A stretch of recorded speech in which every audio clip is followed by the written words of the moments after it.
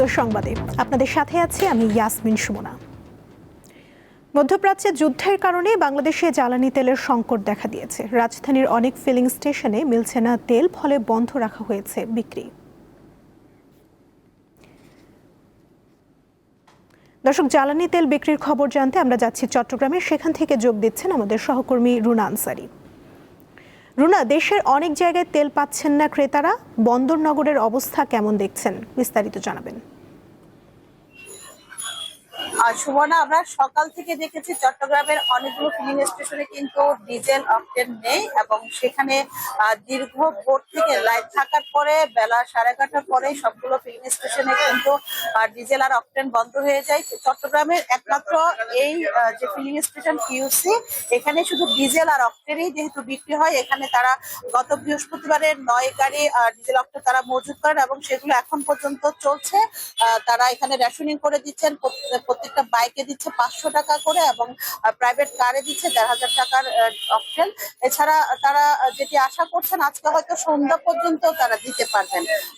এরপরে আগামীকাল নতুন করে আবার ডিজেল আর অকটেন যদি আনা যায় তাহলে আবারও দিতে পারবে। এছাড়া চট্টগ্রামের অন্যান্য ফিলিং স্টেশনের অবস্থা কিন্তু সকাল 11:30টার পর থেকে প্রায় সবগুলোই ডিজেল আর অকটেন বিক্রি বন্ধ হয়ে যায়। তারা আগামীকাল আবার নতুন করে পেলে হয়তো দিতে পারবেন এমনটা জানিয়েছেন। আমরা অনেক যারা চালক রয়েছেন তাদের সাথে কথা বলেছি, তারা দীর্ঘক্ষণ অনেকে কিন্তু ভোর রাত থেকে লাইনে দাঁড়িয়ে এখানে তারা মাত্র 500 টাকার যেখানে পাচ্ছেন, সে 500 টাকাটা আসলে কতক্ষণ চলবে, যেহেতু সারাক্ষণ তাদের কাজের মধ্যেই ব্যবহৃত হচ্ছে বাইক বা প্রাইভেট গাড়িগুলো। সেজন্য তারা আসলে আশঙ্কা প্রকাশ করছেন এই সমস্যা যদি তড়িৎ গতিতে সমাধান না হয় তাহলে মানুষের যে হাহাকার সেটি আরো বেড়ে যাবে। আমরা যেই ফিলিং স্টেশন আছে এই মুহূর্তে, এই ফিলিং স্টেশনে যে লাইনটি দেখছেন এই লাইনটি কিন্তু দীর্ঘ 1 থেকে 1.5 কিলোমিটার পর্যন্ত লাইন আছে। এটা আরো বেশি ছিল, কিন্তু দুপুরের পরে কিছুটা লাইন কমছে।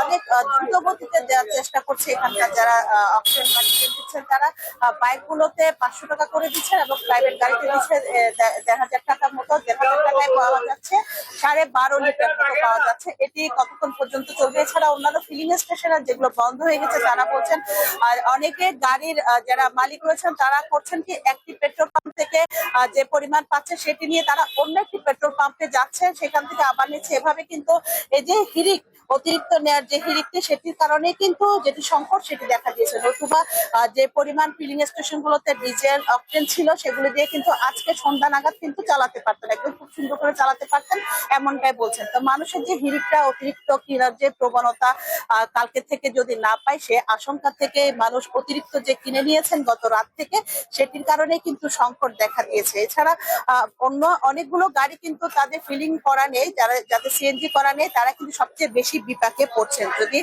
তেলের যে সংকট সেটি যদি অতি দ্রুত সময়ের মধ্যে সমাধান না হয়, মোটামুটি গাড়ি চালানো বন্ধ হয়ে যাবে এমনটাই আশঙ্কা করছেন। এখানকার দেখছেন অনেকক্ষণ ধরে লাইন ধরে। আপনি কতক্ষণ লাইনে ছিলেন এবং আসলে কি অবস্থা আপনাদের? আধা ঘন্টার বেশি। এখন কি পাবেন তেল মনে হচ্ছে? আশা করি পাবো। অনেকক্ষণ ধরে লাইনে, দীর্ঘক্ষণ ধরে লাইনে দাঁড়িয়ে সবাই এখানে তেল 500 টাকা যেটি পাচ্ছেন, 500 টাকা দিয়ে আসলে কতক্ষণ চালাতে পারবেন এটাই আশঙ্কা করছেন। তো চট্টগ্রামের প্রায় অনেকগুলো ফিলিং স্টেশনে কিন্তু ডিজেল অকটেন দেওয়া বন্ধ হয়ে গেছে, একমাত্র পিইউসি এখানে চলছে। এখানে হয়তো সন্ধ্যার পরে আর দিতে পারবেন এমনটা তারা বলছেন আর কি। তো চট্টগ্রামে এ ছিল আমার কাছে আজকে ডিজেল অকটেনের যে সংকট সেটি সর্বশেষ তথ্য। সুমনা।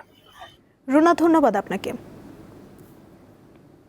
মধ্যপ্রাচ্যে যুদ্ধের কারণে বাংলাদেশে জ্বালানি তেলের সংকট দেখা দিয়েছে। রাজধানীর অনেক ফিলিং স্টেশনে মিলছে না তেল, ফলে বন্ধ রাখা হয়েছে বিক্রি।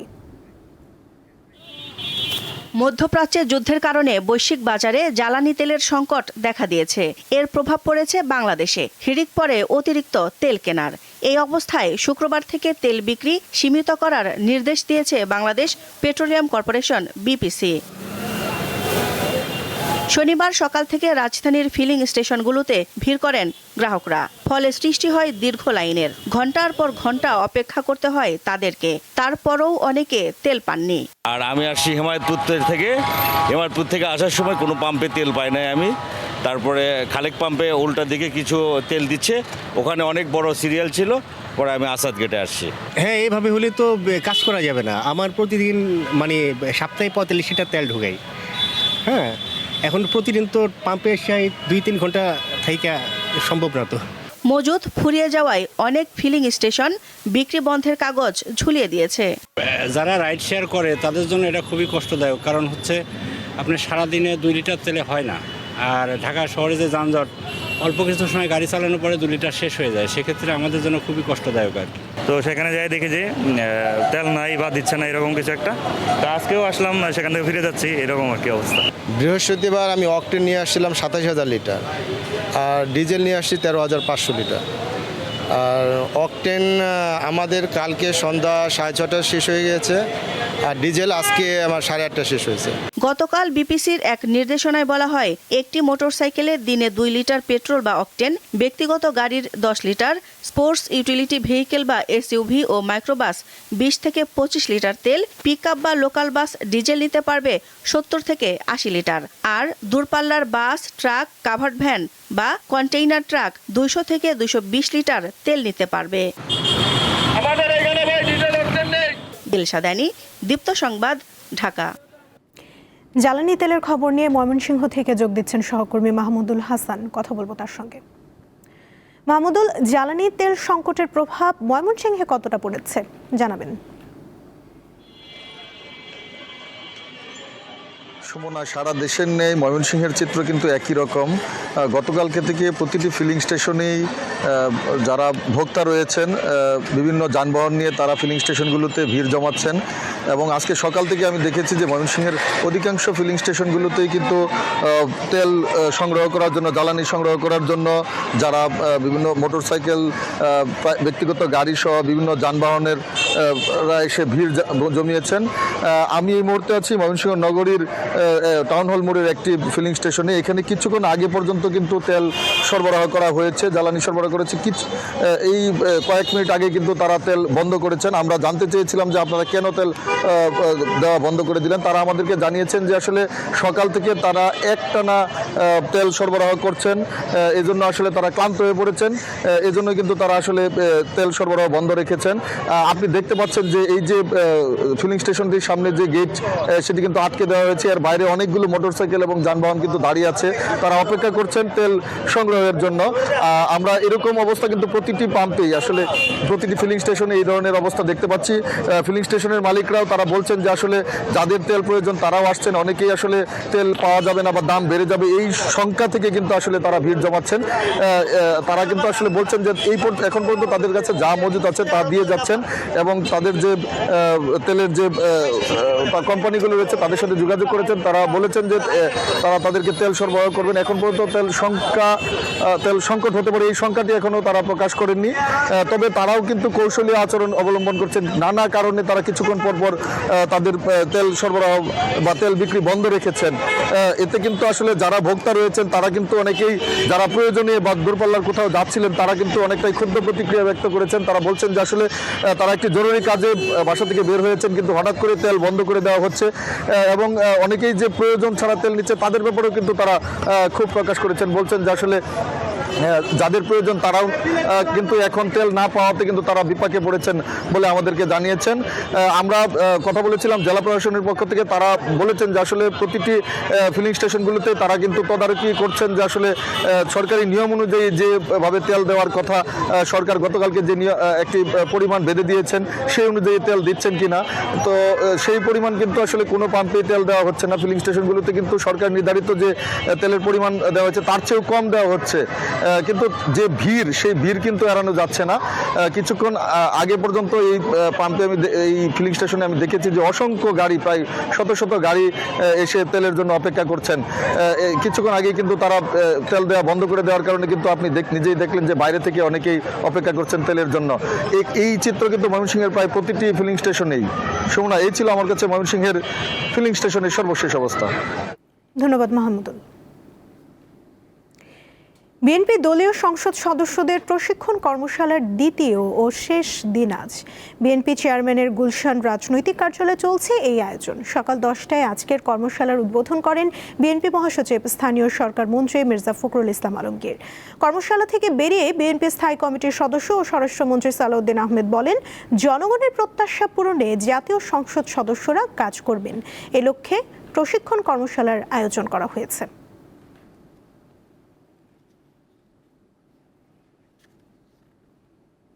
তারা যাতে সঠিক ভূমিকা পালন করে এবং পার্লামেন্টারি কালচারটা আমরা যাতে মেনটেন করতে পারি এবং খুব ভালো কালচারের মধ্যে দিয়ে অতীতের কিছু ব্যাড কালচারকে আমরা রিমুভ করতে পারি, সেই জন্য আমরা নিজেদের মধ্যে আলাপ আলোচনা করি। এটাকে পির লার্নিং বলে আর কি, নিজেরা আলাপ করে এবং শিখি। এখানে রুলস অফ প্রসিজিওর সম্পর্কে, parliamentary practice and conflict of interest এই বিষয়ে আমি কথা বলেছি। আর বিভিন্ন বিষয়ে রীতি রেওয়াজ পদ্ধতি পার্লামেন্টের এগুলো যাতে আমরা শিখি সেই বিষয়ে আমরা নিজেরা আলোচনা করেছি। দর্শক, গুলশানে রয়েছেন সহকর্মী সানজিদা প্লাবনী। তিনি যোগ দিচ্ছেন বিএনপি দলীয় এমপিদের প্রশিক্ষণ কর্মশালার খবর নিয়ে। প্লাবনী, কর্মশালায় আজ এখন পর্যন্ত কোন কোন বিষয়ে আলোচনা হয়েছে জানাবেন আমাদের। সুমনা, আপনি যেটি বলছিলেন যে কর্মশালা চলছে 2 দিনের, আজকে দ্বিতীয় দিনের আপনার চতুর্থ ধাপের যে সেশন সেটি শুরু হতে যাচ্ছে। দুপুর 2:30 থেকে আসলে এই কর্মশালাটা শুরু হবে এবং ত্রয়োদশ জাতীয় সংসদ নির্বাচনে আসলে বিএনপির যে এই সংসদ নির্বাচন অনুষ্ঠিত হয়, এখানে 296 জন সংসদ সদস্য রয়েছেন, তার মধ্যে 146 জন বিএনপির প্রার্থী আছেন যারা আসলে একেবারেই নতুন, অর্থাৎ নবীন সংসদ সদস্য নির্বাচিত হয়েছেন। তো নবীন প্রবীণ সবার জন্যই আসলে এই কর্মশালাটির আয়োজন করা হয়েছে। যদিও আসলে এখানে নবীনদের জন্য এই আপনি যে জিনিসটি জানতে চাচ্ছিলেন যে কোন কোন বিষয়গুলি আসলে গুরুত্ব পেয়েছে, এখানে আসলে যে বিষয়গুলি গুরুত্ব পেয়েছে, এখানে কিভাবে বিল উপস্থাপন করতে হয় বা বিল ছাড়াও আমি আপনাকে যে বিষয়গুলি স্পেসিফিক্যালি বলতে পারি যে বিএনপির সিনিয়র নেতারা আমাদেরকে যে জিনিসটি জানিয়েছেন যে কিভাবে পয়েন্ট অফ অর্ডার উপস্থাপন করতে হয়, কিভাবে বিল প্রণয়ন পর্যালোচনা করে আলোচনায় অংশ নিতে হয়, নিজের এলাকার সমস্যা তুলে ধরার বিষয়টি এখানে আসলে এই কর্মশালায় জানানো হয়েছে। প্রেসিডেন্টের ভাষণে কি বিষয়ে আলোচনা হয় এই বিষয়গুলি নিয়ে কিন্তু এই কর্মশালায় আলোচনা হয়েছে। এছাড়া আমি আপনাকে আরেকটি বিষয় জানিয়ে রাখি যে দ্বিতীয় দিনের চতুর্থ ধাপের যে সেশনটি এখন চলছে, এখানে সিলেট, কুমিল্লা এবং চট্টগ্রাম বিভাগের এমপিরা অংশ নেবেন এবং আমি আপনাকে যদি আপনি দেখে থাকেন সুমন, আপনি দেখবেন যে এমপিরা কিন্তু আসেন, সংসদ সদস্যরা এখানে প্রবেশ করছেন গুলশান কার্যালয়ে। প্রথম ধাপের যে কর্মশালাটি ছিল সেটি কিন্তু শেষ হয়েছে এবং দ্বিতীয় ধাপের আজকে শেষ কর্মশালা চলবে দুপুর 2:30 থেকে 4:30 পর্যন্ত এবং এখানে এই বিষয়গুলি আসলে তুলে ধরা হবে কর্মশালায়, কিভাবে নিজেদের সমস্যা সমাধান বা এলাকার সমস্যার বিষয়গুলি তুলে ধরা যায়, এই বিষয়গুলি প্রশিক্ষণ দেওয়া হবে। আরও একটি বিষয় আপনাকে জানিয়ে দিই সুমনা, যে প্রথম সেশনে, দ্বিতীয় দিনের প্রথম সেশন থেকে বের হয়ে কিন্তু আপনি যেটি বলছিলেন যে সালাউদ্দিন আহমেদ অর্থাৎ বিএনপির স্থায়ী কমিটির সদস্য এবং স্বরাষ্ট্রমন্ত্রী, তিনি কিন্তু গণমাধ্যমের সাথে কথা বলেছেন, বেশ কিছু বিষয়ে কথা বলেছেন, যেখানে উনি আমাদেরকে জানিয়েছেন যে এই সংসদে আসলে এই সংসদ জাতির কাছে অনেক প্রত্যাশা, তারা সেই প্রত্যাশা পূরণে একেবারে সচেষ্ট থাকবেন। এই বিষয়গুলি নিয়ে তারা আলোচনা করেছেন এবং তারা বলেছেন, একটা প্রশ্ন করা হয়েছিল যে নতুন একেবারেই 146 জন নতুন সংসদ সদস্য এখানে নির্বাচিত হয়েছেন, তারা কতটুকু তারা দায়িত্ব পালনে সমর্থ রাখে, এই প্রশ্নটি আসলে তাকে করা হয়েছিল। তখন তিনি বলেছেন যে তারা যদি তাদের এন্ড থেকে সঠিকভাবে কাজটা করতে পারে সেক্ষেত্রে তারা অবশ্যই জাতির প্রত্যাশা আসলে পূরণে সঠিকভাবে তারা কাজ করলে তারা জাতির প্রত্যাশাটা পূরণ করতে পারবেন এবং সেই লক্ষ্যে কিন্তু আসলে এই কর্মশালাটির আয়োজন করা হয় এবং তারা যাতে এই বিষয়ে সফল হয় এই জন্যই কর্মশালাটির আয়োজন করা হয়েছে এবং এই কর্মশালাটি দুপুরের সেশনের কর্মশালাটি দুপুর 2টা থেকে বিকাল 4:30 পর্যন্ত চলবে। তারপরে 2 দিনের যে কর্মশালা বিএনপি নিয়েছিল নতুন সংসদ সদস্যদের কর্মশালার অংশ হিসেবে, সেটি আজকে শেষ হচ্ছে। সুমনা, এই ছিল আমার কাছে গুলশান কার্যালয়ের সর্বশেষ পরিস্থিতি। সানজিদা, ধন্যবাদ আপনাকে। দরজায় কড়া নাড়ছে ঈদ, সেই সাথে পাল্লা দিয়ে বাড়ছে কেনাকাটার ব্যস্ততা। রাজধানীর সব মার্কেট ও শপিং মলে উপচে পড়া ভিড়, যানজট আর ভোগান্তি উপেক্ষা করে সবাই ছুটছে মার্কেটে। ঈদ যত ঘনিয়ে আসছে, নগরবাসীর আনন্দ উচ্ছ্বাস আর কেনাকাটার ব্যস্ততা ততই বাড়ছে। ফলে রাজধানীর বিপণী বিতানগুলোর সামনে লেগে থাকছে ভিড়। নিউ মার্কেট, গাউছিয়া থেকে শুরু করে আধুনিক শপিং মল সবখানেই কেনাকাটার ধুম। রাজধানীর ধানমন্ডি হকার্স মার্কেটে পছন্দের শাড়ি কিনতে এক দোকান থেকে অন্য দোকানে ছুটছেন ক্রেতারা, যেন তিল ধারণের ঠাঁই নেই। মার্কেটের প্রতিটি দোকানে ঢাকাই জামদানি, টাঙ্গাইল সুতি, রেশম, বেনারসি, সিল্ক, কাতানো, জর্জেট সহ পছন্দের রং আর ডিজাইনের শাড়ি খুঁজে পেতে চেষ্টার কমতি নেই ক্রেতার। একটা নিয়েছি, আরো 3-4টা নেওয়ার ইচ্ছা আছে, তবে ভালো। আর দেখে দামাদামি করে নিতে পারলে আপনি ভালোটা নিতে পারবেন, আর দামাদামি করে নিতে না পারলে আপনি ঠকে যাবেন। যেই মাল দেখা যায় 1000 টাকার মাল, তো 1200-1300, 200-300 বাড়তি, ওইরকম না, সুলভ মূল্যে পাওয়া যাইতেছে আর কি। সুন্দর, কিন্তু দাম অনেক, কালেকশন ভালো, প্রাইস রিজনেবলের মধ্যেই আছে। রমজানের মাঝামাঝি প্রত্যাশা অনুযায়ী বিক্রি করতে পারছেন অনেকে, কেউ কেউ অবশ্যই কিছুটা হতাশ। শাড়ির বাজারটা যেরকম আশা করছিলাম এরকম কাস্টমার পাইনি এখনো, আর যেগুলো পাচ্ছি এগুলো বাজারের সাথে অ্যাডজাস্ট হচ্ছে না। আজকে কাস্টমারের রেট একটু ভালো, আর এরপর দিন কাস্টমার খুব খারাপ গেছে। দাঁতন বোনাসটা পেলে কেনার চেষ্টা করবে, সেজন্য আমরা চাচ্ছি যে ইনশাল্লাহ যে 14 দিন আছে যখন ভালো হলে আমাদের জন্য ভালো। আইসা আগে 2 ঘন্টা 3 ঘন্টা দেখে তারপরে মানে কেনার ব্যবস্থা হলো পরে, আগে দেখে নতুন কি আসছে। কেনাকাটার আনন্দ কিছুটা ম্লান করেছে রাজধানীর তীব্র যানজট আর অতিরিক্ত ভিড়। মার্কেটে পৌঁছাতে দীর্ঘ সময় ব্যয় হওয়ায় পোহাতে হচ্ছে ভোগান্তি।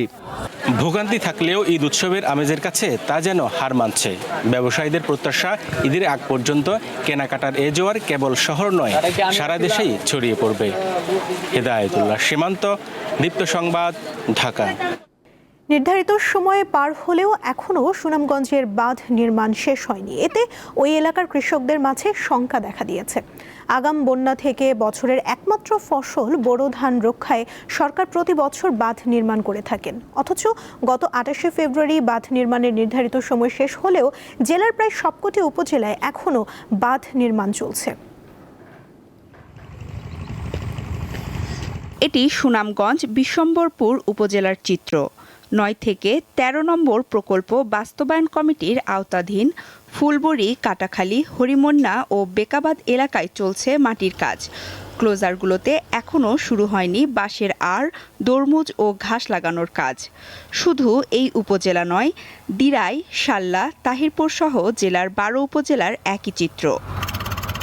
হাওরের ফসল রক্ষা বাঁধ নির্মাণ নীতিমালা অনুযায়ী 15 ডিসেম্বর থেকে শুরু হয়, যা শেষ হওয়ার কথা গত 28 ফেব্রুয়ারি। নির্ধারিত সময় শেষ হয়েছে, কিন্তু বাঁধ নির্মাণ শেষ হয়নি। এ অবস্থায় আগাম বন্যায় ফসলের ক্ষতি হওয়ার শঙ্কা কৃষকদের। আমাদের কৃষকের এটা অনুভূতি, আমাদের একমাত্র একটা বুড়ো ফসল, আমাদের 1 বছর একটা ফসল হয়।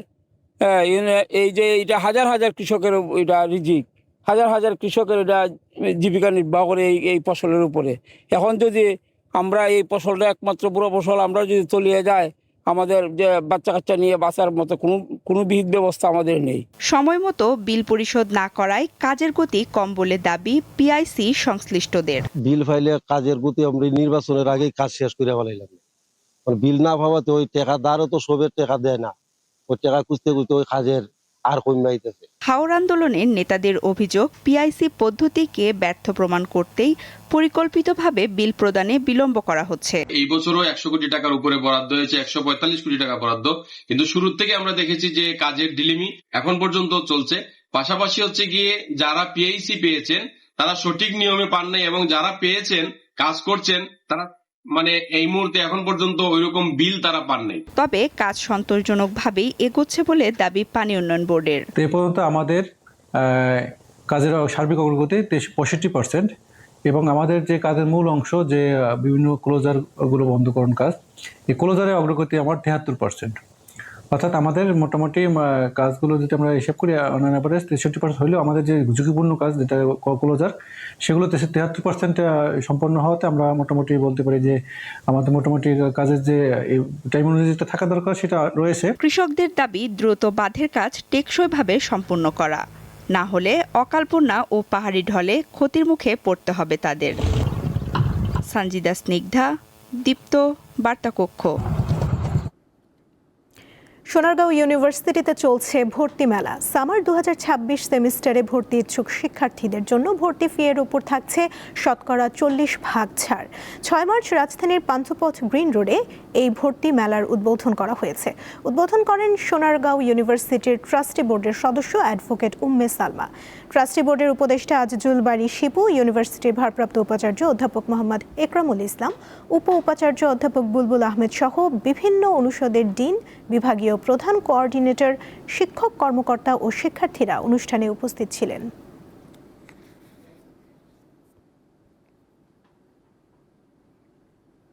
এবারে কেওয়াই স্টিল চট্টগ্রাম সংবাদ।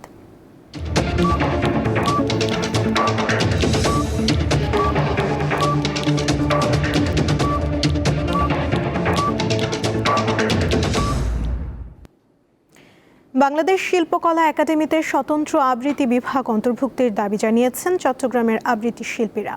শুক্রবার চট্টগ্রাম প্রেস ক্লাবে বাংলাদেশ আবৃত্তি শিল্প রক্ষা কণ্ঠ সংগঠনের ব্যানারে সংবাদ সম্মেলন করা হয়। এতে বক্তারা বলেন, সম্প্রতি জারি হওয়া বাংলাদেশ শিল্পকলা একাডেমির সংশোধন অধ্যাদেশ 2026-এ একাডেমির বিভাগ সংখ্যা 6 থেকে বাড়িয়ে 9টি করা হয়েছে, কিন্তু কোথাও আবৃত্তি শব্দটি অন্তর্ভুক্ত করা হয়নি। আবৃত্তির মতো গুরুত্বপূর্ণ শিল্প মাধ্যমকে উপেক্ষা করে দেশের সাংস্কৃতিক অঙ্গন এগিয়ে যেতে পারে না বলে মনে করেন তারা।